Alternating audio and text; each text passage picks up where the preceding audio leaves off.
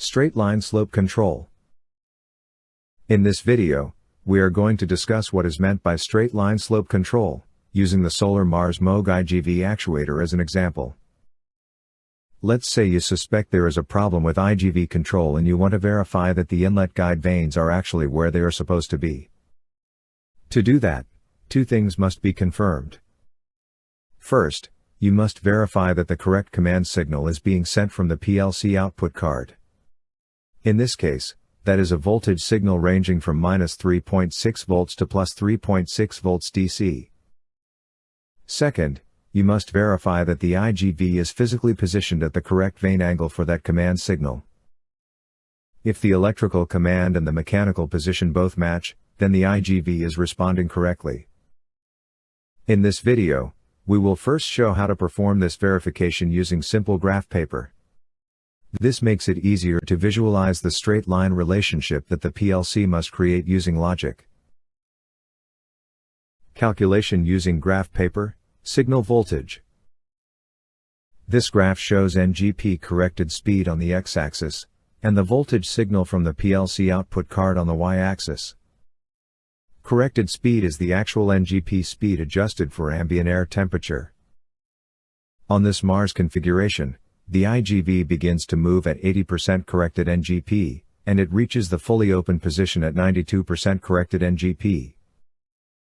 This is an older Mars control scheme, which is simpler than modern IGV control systems and makes it ideal for illustrating straight line slope control. To use the graph, start by locating the corrected NGP speed on the x-axis. Draw a vertical line upward until it intersects the slope line. From that point, draw a horizontal line to the y-axis, and read the required command voltage to the IGV actuator. For example, if the corrected NGP speed is 88%, the IGV actuator signal should be approximately +1.2 volts DC. You can now measure the actual output voltage and verify whether the command signal is correct. Calculation using graph paper, IGV physical angle. This graph again uses corrected NGP speed on the x-axis. The y-axis represents the physical IGV angle, measured in degrees. On this turbine, the fully closed IGV angle is -45 degrees. This value is fixed and does not change. The fully open IGV angle, however, is turbine specific.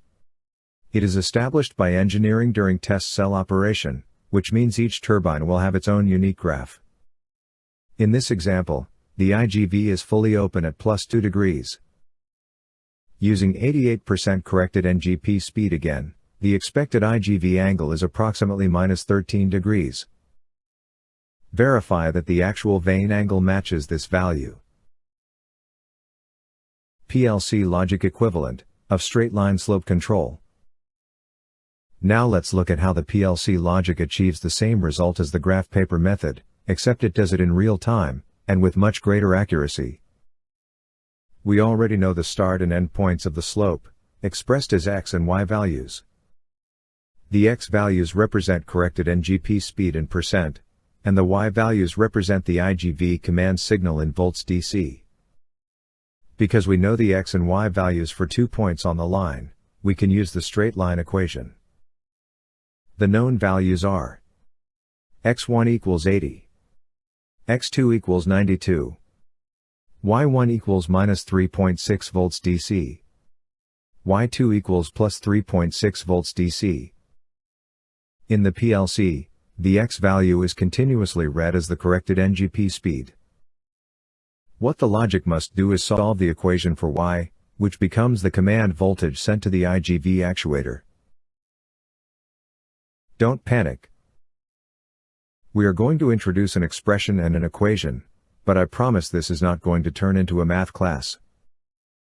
We need to do this math, so the PLC can control an output signal, and I promise it is not difficult to understand. First, the equation. An equation states that two expressions are equal, often requiring solution for unknowns. I will show you very simply how to resolve this equation to obtain values needed in the formula. Now the formula. Y equals mx plus b. A formula provides a rule or expression for calculating values, like the area of a circle, area equals pi r squared. The output from the expression results in the formula y equals mx plus b, which is the signal value we need to send to the actuator. Here we are going to use the expression shown to end up with the equation y equals mx plus b. To keep this clear and easy to follow along, I will use an Excel spreadsheet. The known values x1, x2, y1 and y2 of the slope are entered here shown in red.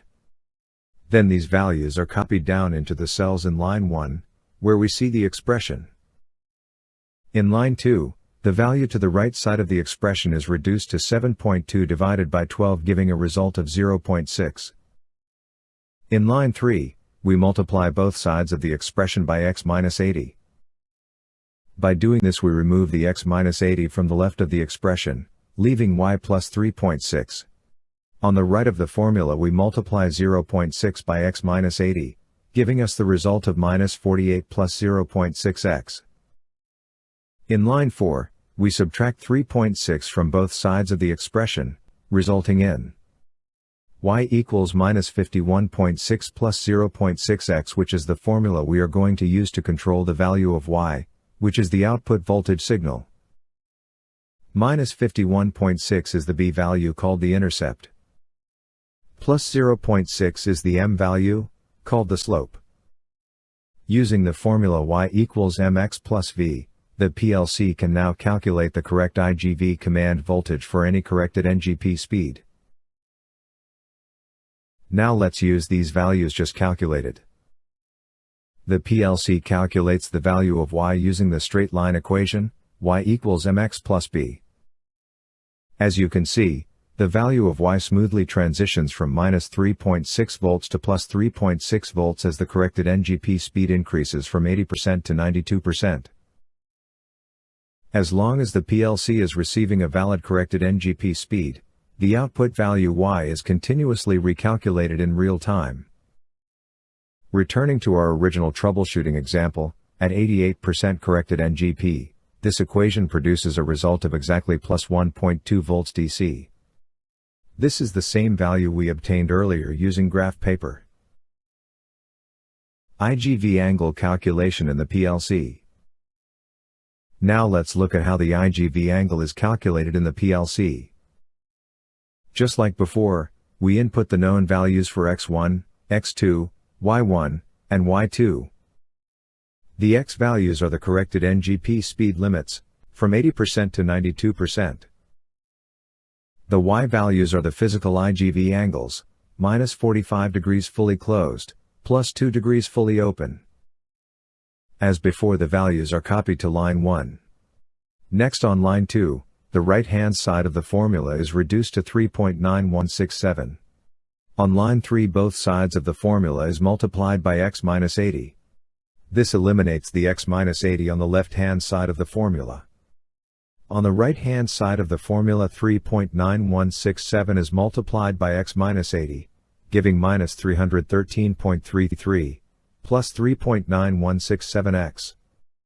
On line 4, 45 is subtracted from both sides of the formula, which leaves y on the left of the formula and minus 358.33 plus 3.9167x on the right.